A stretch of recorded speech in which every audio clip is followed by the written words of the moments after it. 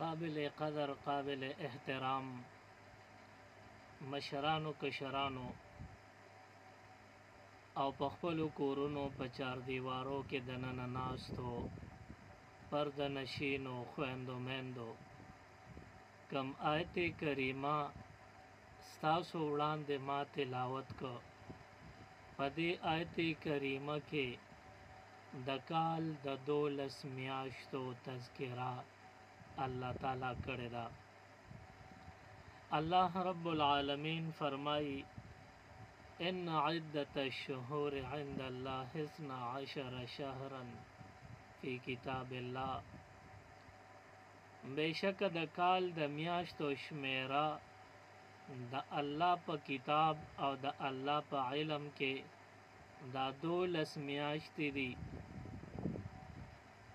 یوم خلق السماوات والارض او دا شمیره د کال د 12 میاشتو د کله نه ده د کله نه چې ځمکه اسمانونه پیدا شوي دي د هغه وخت نه د کال 12 میاشتې الله تعالی مقرر کړي دي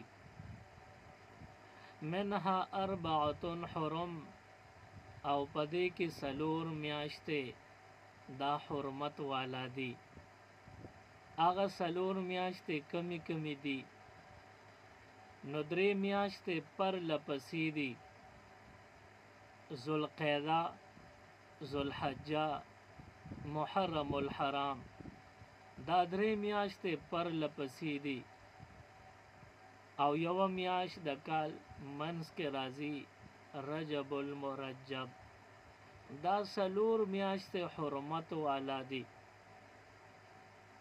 عرض میں دا کو ستاسو خدمت کې چې الله رب العالمین د کال 12 میاشتې مقرر کړي دي او د کال هغه 12 میاشتې ټولې مبارکې دي او دا د کله نه دي نو دا الله تعالی د ځمکې او اسمانونو د پیدایش چې کله نه شوي دي هغې نه دا 12 میاشتې مقرر کړي دي د دې علم او د دې معلومات هم ضروری دی لازمی دی مفتی شفیع صاحب رحمت الله علیه فرمایي چې د اسلامی کال معلومات دا فرض کفایي دی چې هر بنده ته د دې مسله معلومه وي د اسلامی کال د میاشتې او د تاریخ چې علم ورته وي عموما موږ مسلمانان د غفلت شکار یو او مونږ د جنوري نواله دسمبر پورې خپل حساب کتاب زغلو او په جنوري فروری باندې مونږ خپل فیصله او خپل حسابونه کو خود مسلمان شایا نشان دا نه ده بلکې شایا نشان دا ده چې مسلمان د محرم نه تر ذوالحجې په دې 12 واړو میاشتو کې خپل مسلې حل کې او خپل حساب کتابو کې نمونږ او تاسو د غفلت شکار یو زمونږ اسلامی کال شتا اسلامی میاشت شتا نمونږ د نورو خلکو په کلونو په میاشتو باندې سکو هغه به ضرورت وینو جایز به غنو ضرورت به غنو او دا زمونږ د دین اسلام سره د وفا نشانه ده عیسایانو عیسوي کال د کله نه شروع کړی دی 2025 دی نو دا عیسوي کال دا د کله نه شروع شوی دی نو څه عیسایان وایي چې عیسی علیه السلام پیدا شو د هغې ورځې نه دا تاریخ شروع شوی دی او چا دا عقیده ده چې عیسی علیه السلام هغوی د خپلې عقیدې مطابق پسولی کړی دی نو هغې وی چې د هغې تاریخ نه عیسوي کال شروع شوی دی او دا د هغوی توهمات دي او مسلمان هم هغه کال فالو کړی او په هغه کال باندې روان دی هغه میاشتو سره حساب کتاب کوي او زمونږ هجری کال د یو عظیم واقعي طرف ته اشاره کړې ده او هر وخت د هغې واقعي طرف ته یاد دهاني کوي. زمونږ توجه راګرځئ خو مونږ د هغې نه بې خبره یو. هجري کال ته هجري کال ولې وی؟ ښکلی پاک پیغمبر صلی الله علیه وسلم مکه معظمه کې وخت تیرو د کفارو د مظالمو په وجه باندې د مکې معظمې نه هجرت یې کړی دی مدینې منورې ته. په کم کال باندې چې هجرت وشو مدینې منورې ته، نو دغه کال دغه وخت نه شروع شو او چې کله کال یو پوره شو نو صحابه کرامو یا حضور علیه السلام وویل چې زمونږ د هجرت یو کال وشو. وپسې بیا دویم کال کې بیا وویلی شو چې زمونږ د هجرت 2 کاله پوره شو. او د دې مثال داسې شو لکه د چا چې بابا وفات وي او هغه د خپل بابا په وفات باندې هر کال یادی چې زما د بابا د الله وبخي دغه کال پوره شو.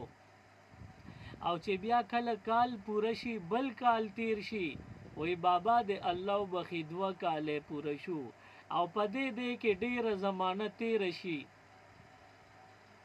نو هغه ډیره زمانه تیرېدو نه بعد بیا د سوی مثلا 13 کاله تیر شي نو دی وی بابا د الله وبخي نن 13 کاله پوره شو چې وفات شو. او دغه مثال د هجری کال دی زمونږ استادو د پاره د پیغمبر علیه الصلاۃ والسلام هجرت ایو عظیمه واقعه وا د مکې معظمې نه مدینې منورې ته تشریف آوری شو. بیا چې کال تیر شو نو بیا وویلی شو چې د هجرت کال پوره شو. په بل کال بیا 2 کاله داسې په مزه مزه تر دې دمه څومره کلونه د هجرت تیر شو نو د پیغمبر علیه الصلاۃ والسلام د مکې معظمې نه مدینې منورې ته د هجرت کولو 1450 کاله وشو چې هغې هجرت کړی دی. دا زمونږ د پاره یو عظیم داستان او عظیم واقعي طرف ته اشاره ده. هجری کال د دغه ځای نه شروع شوی دی او بیا د هجری کال شروع د محرم الحرام نه کیږي او اختتام هغه په ذوالحجه باندې کیږي. اوس مفتی شفیع صاحب رحمت الله علیه فرمایي وی د هجری کال معلومات ساتل علم ساتل دا فرض کفایي دی. فرض کفایي څه ته وایي؟ فرض کفایي دې ته وایي چې یو بنده په ټوله علاقه کې خبر وو نو ټول علاقې والا نی خبر صرف یو بنده ته علم شتا نو د دې ټول کلی علاقې والو غاړه آزاد ده. او کټول علاقې والا نا خبر دي او څوکم پکې داسې نشته چې هغه ته علم ټول ناپوه او نا خبر دي. د هجری کال د میاشتو د تاریخو ته پته نشته نو بیا دا ټول علاقې والا مجرمان او ګناهګاران دي، دې ته به سزا ملاویږي، دې ته فرض کفایي ویلی شي. نو دا 1447 هجری کال دی او دا نوی کال لومبی میاشت ده او د لومبی میاشت یعنی د محرم الحرام نن 3 تاریخ دی. د جمعې په شپه باندې د محرم میاشت ښکاره شوې ده او د جمعې ورځ دا د محرم لومبی ورځ وه. د هفتې ورځ دا د محرم 2مه ورځ ده او نن د اتوار ورځ ده 29 جولای 2025 دا محرم الحرام 3 تاریخ دی 1447 هجری ده. دا دومره علم حاصلول دا لازم دی خو مونږ اکثر دا یو غلط فهمه شکار شو. مونږ دا وایو چې زه خیر دی اسم زمونږ په سر لازمه نه ده. ټول کلی کې یو کس ته معلومات وي نو د ټولو به په غاړه آزاده وي. نو په دې غلط فهمۍ کې مونږ ګناهګار شو خبرم نه یو. ایو کس وای چې زم معلومات نه کوم بل څوک به معلوماتو کی، ناغه بل وای چې نه بس بل چاته به دا علم وینو زی سره کوم. نو هر یو د بل په تمه دی چې ما ته به معلومات نم وینو خیر دی بل چاته شته او د دې په وجه زه د ګناه نه بچیم. نو هر یو د بل په تمه دی او په دې خیال د اسلامی او د هجری کال معلومات تاریخ او میاشت نه ځان نه خبري او څوک هم ځان خبر نه کینو دا ټول ګناهګار شي. نن سبا انتهایی آسانه طریقه ده، هر څه آسان دی.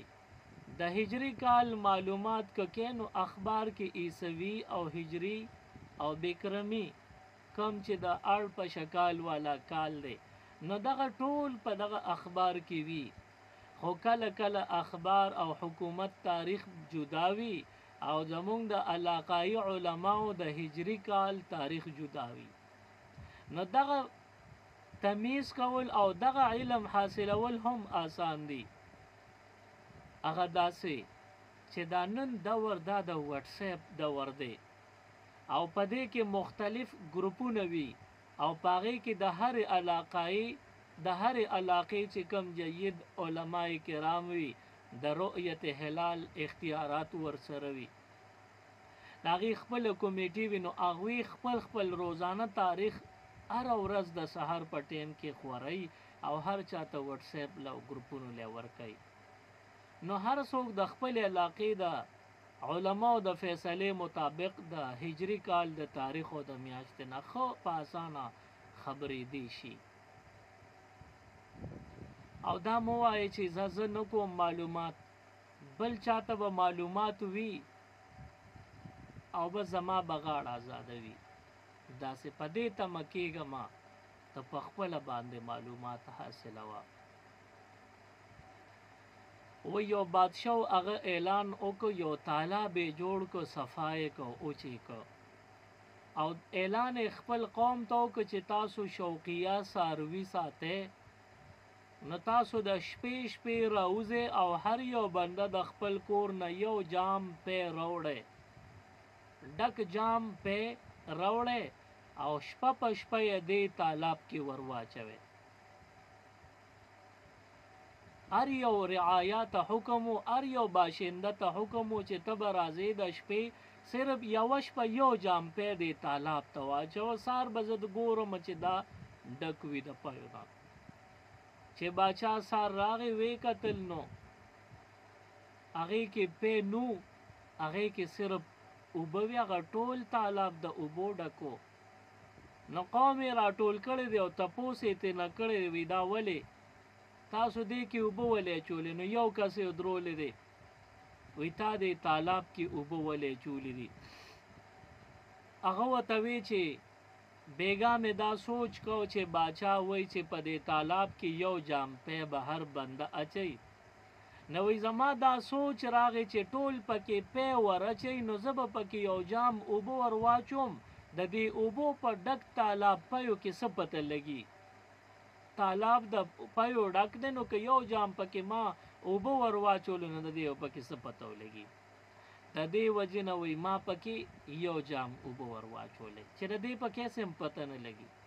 بل نه تاسو نو بل وی چې مام دغه خیالو چې ټول خلک په ورچې ډک تالاب د پيو زپکه یو جام اوبه ور واچوم نو د دې ډک تالاب پيو کې د یو جام اوبه څه پته لګي. داسې نمبر په نمبر په دغه ټول رعایا باندې وګرځي دو ټولو ته دغه جواب چې مونږ په دې خیال چې دا نور په ورچې که مونږ یو جام اوبه ور واچولې نو چاته څه پته لګي. نو داسې به مونږ نه کوو چې مونږ په دې تمه یو چې نور خلک به د اسلامي کال او تاریخ او میاشت نه ځان خبري زمونږ به پیغاړه آزادۍ. نو دغه خیال مکو کېدی چې ته د بل په تمې خو هغه هم د بل په تمې او بیا بل د بل په تمه داسې ځي ورپسې سلسله روانه نو یو به هم خبر نه وي او ټول به ګناهګار وي. د دې وجې نه د اسلامي کال تاریخ او میاشت خبرول او علم حاصلول دا ضروری دی.